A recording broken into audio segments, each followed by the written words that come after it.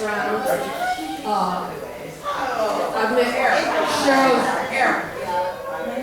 I met Cheryl's mom because she used to come to Miami with my aunt and everything. So whenever I moved here to Macon and I could never get a job, and a Baptist convention came to Macon that one year. So her mom had told Cheryl about me because I used to work in a restaurant in Miami. So I was only supposed to work 1 week for her, but I showed my potential and everything. And that 1 week turned into 35 years. All right.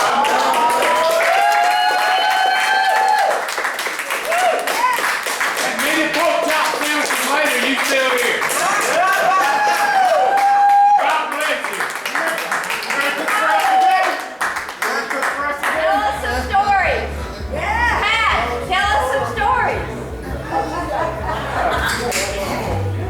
Tell us about the food.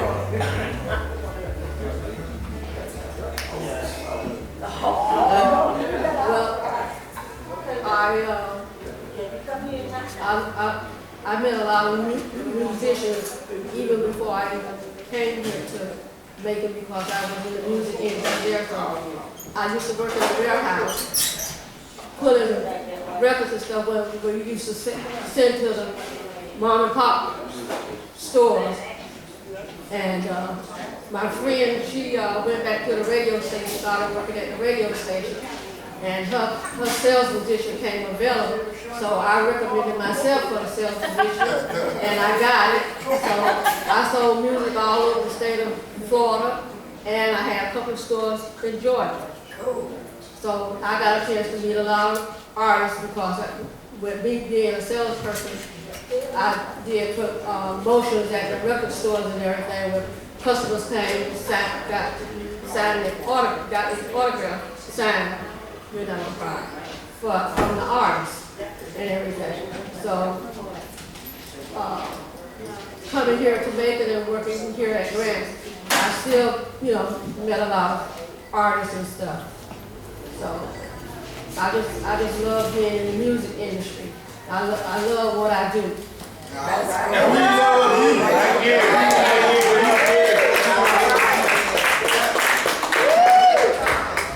Thank you.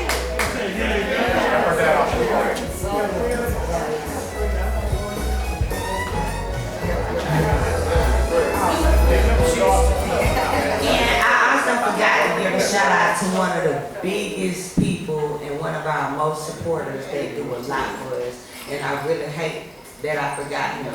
Johnny Hollished. And he put in a lot of work all the time.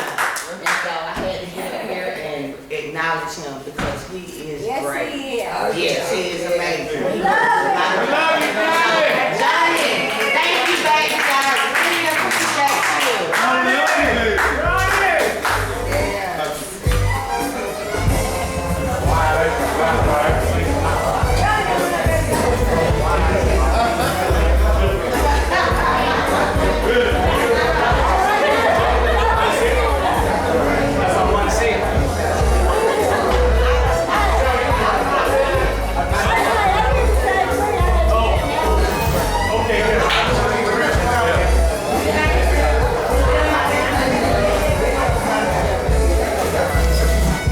Okay, I'm going to share a little bit. I won't be long either. You ready? I just want to say that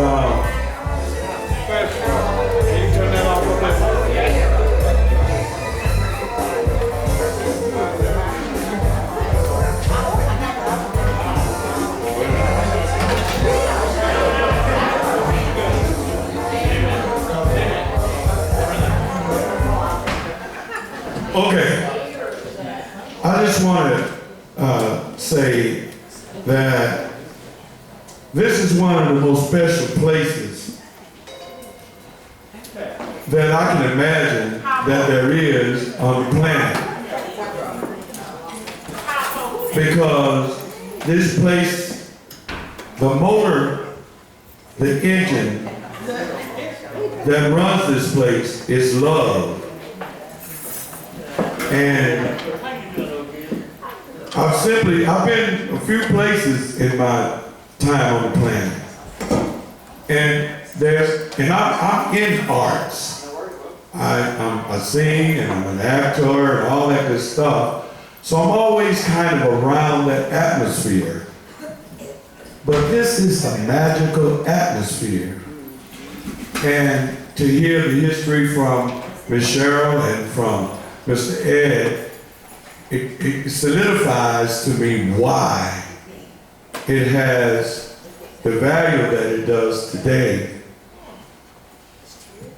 I go, like, there are people who messenger me, like, we've become so much as a result of me being in Grand Islands, they become my friends.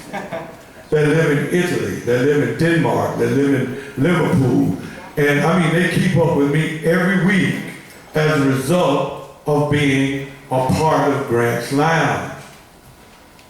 I've had several people tell me from different countries, different continents, and they say, look, Johnny, when we pack our bag and get our stuff together and get our keys and go to our car and drive to the airport, we are getting on the plane with one destination certain, and that's Grant's Lounge.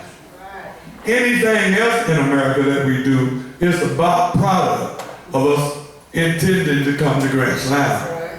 And I thought about how powerful that was.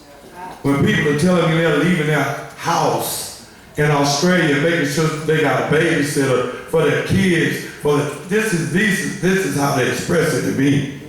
They say, you know, we had to make sure we got somebody to watch our kids and so we can come to Grant's Lounge. Like, we do it here in Macon to say, I gotta get somebody to watch my kids so I can drive 10 minutes, 15 minutes to go to Grant's Lounge. But these people are traveling across the Atlantic Ocean and the Pacific Ocean with the destination of Grant's Lounge. And I think about how powerful it is. And then I too am a Maconite. And I too have seen, I'm old enough to have seen different things and different expressions from people. You know, the same city that I live in, that I can still now go to the terminal station and see engraved on the terminal station, you know, colored waiting room. I can go do that right now. And as a matter of fact, I remember we were gonna catch the Nancy Hank train one day, and I was racing because I was excited, and I was going to the big doors to go in, and my mom and dad had never grabbed me like that before. And they said, we can't go in that door. I was like, wow. But this place just kills any of that kind of thinking when you come here. They could have put a better sign up here that says, Thank you. it belongs to the people. There's no better expression of what this place is, because we're all, no matter what our differences are, we're all a people. The commonalities outweigh the differences. And this place promotes commonalities. And people often say that music is the universal language.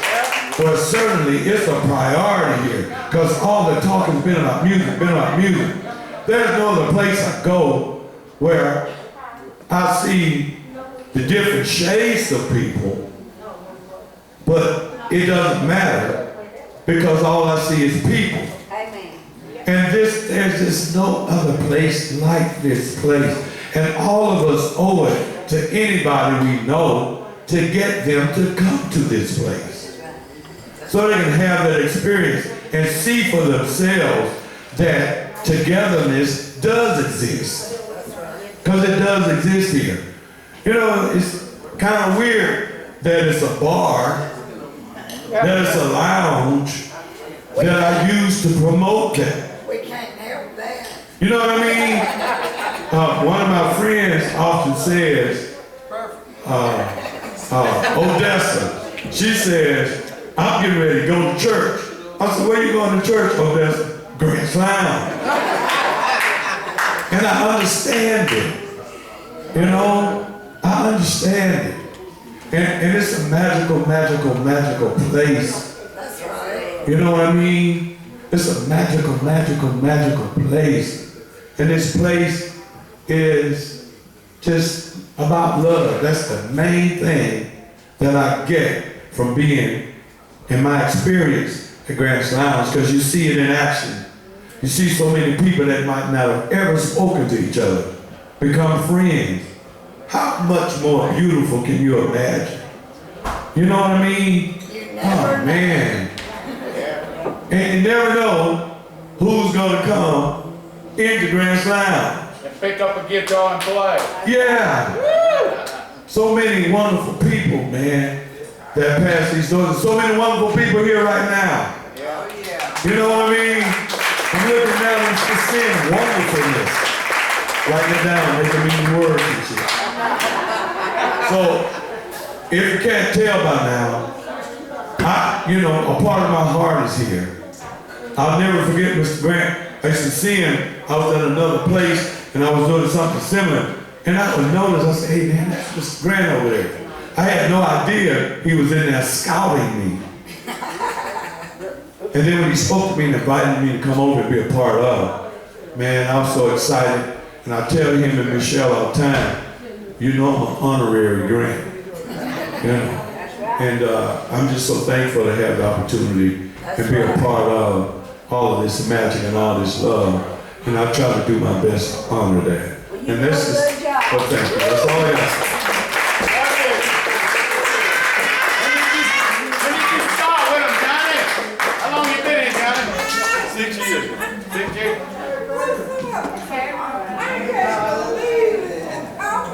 Hello, everybody. Hello. I don't think I'm going to speak as long as Johnny. I'm kind of cut it short, but I can speak longer, but I just won't do it. But I remember when I first walked into the building, it was a kitchen in the back. It was Mr. Grant. It was Liz. I'm going to be honest with y'all, I don't even know what the place was called back then. But I know when I walked in, I felt a lot of warmth. And so I kept coming back. And then when I realized eventually that it was Grant's Lounge, Liz was behind the counter, she was one of the barmaids. I love Liz, I love Grant. It was a place that I wanted to always come to. I got sisters, they would go to other clubs in Macon, they would say, because at home they call me Cheryl. But believe it or not, y'all, my name is Cheryl. That's how I connected with Cheryl. We got the same name. Makes sense. But I had a nickname when I was in college. My hair was blonde, so I was called Goldie. So see, I went by a whole lot of stuff. But my sisters would say, Cheryl, you finna leave? Where you going? I said, oh, I can't get off of here. I'm going down to Grants. You going to Grants? I said, yeah, I'm going to Grants. I said, y'all sitting right here trying to be cute, waiting for somebody to ask y'all to dance. Y'all time for that? I said, you go to Grants. Anybody asks you to dance, you can ask them to dance, or you can get up, they have a mirror right there, and you can dance with yourself. That's right. Or your girl. Or your girl, whatever. So I mean, it was just a lovely place to be. Mr. Grant, I love him. He was giving, he was heartfelt, but he was firm. I remember I tried to get into college, and I didn't have an entry fee. And I was trying to think of who could I get this money for the entry fee from. So some said, just go talk to Ms. Grant. I was like, I don't know, but Ms. Grant kind of firm. But then I followed my heart and I said, Mr. Grant, can I talk to you for a minute? Because it's real important. He asked me what. Of course, I had to hear that long sermon. Got my entry fee, but I had to hear that long sermon, but he told me it was a condition. The only way that he would help me get into college is if I graduated from college. The day I got my diploma, I left that church over there on Mulberry with that diploma with my cap and gown. I walked straight into Grant's Lounge with my cap and gown. I didn't care who saw me. And they were like, everybody wanted to go to doing her thing. Goldie was doing her thing. So I was. And I stayed on back there and talked. I finished the service.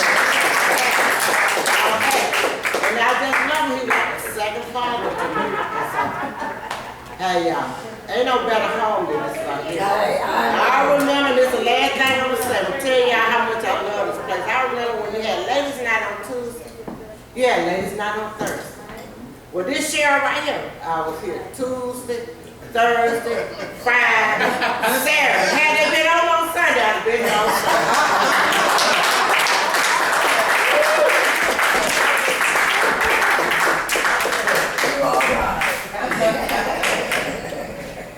Good evening, everybody. Good evening.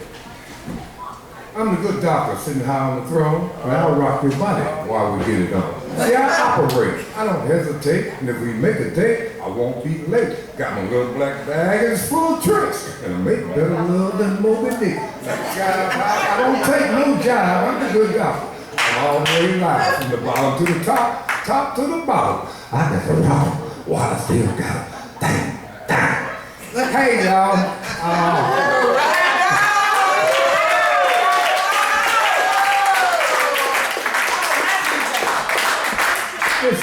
It's so nice to be back home. This is home.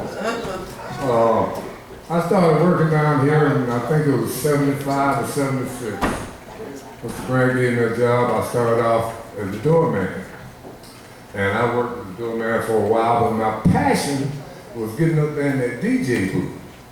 And I finally got the opportunity, and we used to have a ball. We used to have a ball. Every night belonged to somebody. You know, we had a partner, we call him Kilroy. We were slow on Wednesday night, so I turned Wednesday night into Kilroy night. And man, it was so much love in this club, in this house, and in this home. I miss it. I miss it. Cheryl, you know I love you. Ed Jr., I love you. Mr. Grant, I love him. And Mama, love her. And I always will. Oh, I forgot about Willie Wood. That's because he ain't no good. But yeah, I'm glad all you people out here, family atmosphere, and just enjoy, have fun, and take in the ambiance of Grassland. That's right. Thank you.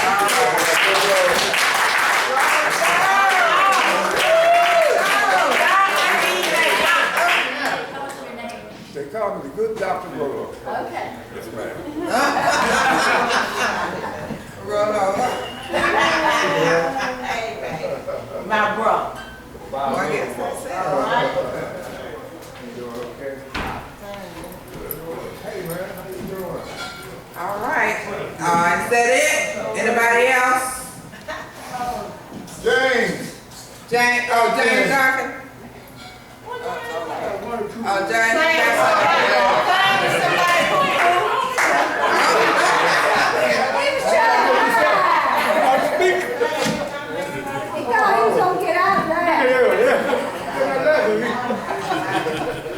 Good evening, everybody.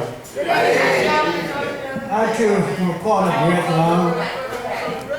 As you read back in history, you go to Washington, D.C., you try to make it to the Howard Theater. Go to Philadelphia, you want to go to the Uptown Theater. Go to New York, you want to make it to the Apollo Theater. But when you come to Macon, everybody want to know about Grants. And they would come down to Grants and have a good time. Arthur Connor used to walk around from 5th Street, hanging out, and Oscar Mack walk around here. That's when we was partying. Disco was down here on this floor here. Live band was up on the second floor. A lot of y'all remember that. But we had good times down here. We met friends, met people from some everywhere. And just like they say, Allman Brothers was a big part of Macon, but they wasn't the only part of Macon. That's right. And we had a good time. That was other items. You don't ever start walking up a step from the top. So now they made it to the top, others was still walking up. So you try to make it and be the best of it. I'm glad I was a part of Mr. Grant, because he used to ask me about playing for the Golf Association at Lake Genesco.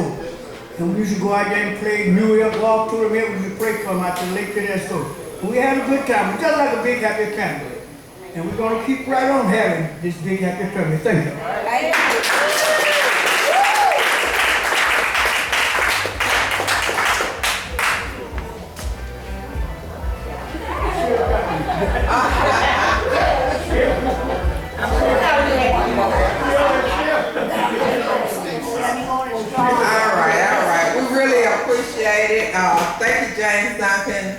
We have videos. One day we're gonna have like a movie night because I have videos of James Duncan back in 1983. I have some talent shows we used to do upstairs, dated back in 1980. So I have videos from 80 all the way up to 1990. So one day we're gonna have like a show and we're gonna show all those old videos that some of the people are still coming down, but I'll just make sure that I let everybody know. So if nobody else have anything to say, no more questions, then I guess we're gonna turn it over to, we have food over here, so please you all get it before it gets cold. And don't forget to tip the bartenders. And we're gonna turn it over to the band. Johnny Hall.